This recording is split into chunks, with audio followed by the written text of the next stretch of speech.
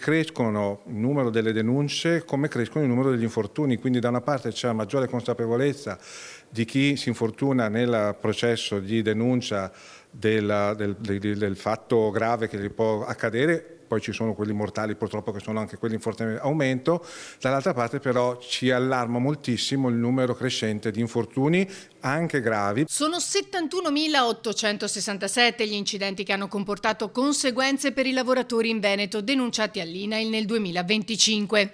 Di questi 60.237 sono avvenuti nei luoghi di lavoro, mentre 11.630 in itinere.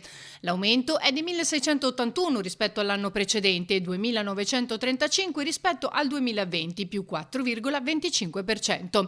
Si esclude il picco del 2022 influenzato dal Covid. Tra le province in cui si è registrato un considerevole aumento, in testa ci sono Verona e Padova. Verona e Padova sono due province che hanno visto aumentare il numero degli infortuni e soprattutto quelli mortali, in particolare la provincia di Verona.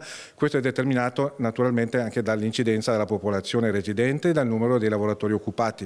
Le province di Belluno e di Rovigo sono quelle meno esposte proprio per il numero di residenti e lavoratori occupati. Giovani e ultra cinquantenni tra le fasce più colpite. I giovani, quindi fino ai 35 anni, e i senior. Ci preoccupa moltissimo l'incremento sia di infortuni non mortali che di mortali nei lavoratori senior, oltre a quelli stranieri purtroppo che sono anche quelli molto esposti. I senior ci preoccupano perché significa che ovviamente sta invecchiando la demografia nel nostro territorio e nel nostro paese, e serve anche qua un investimento forte, una multidisciplinarità di approccio del problema a partire dalla formazione.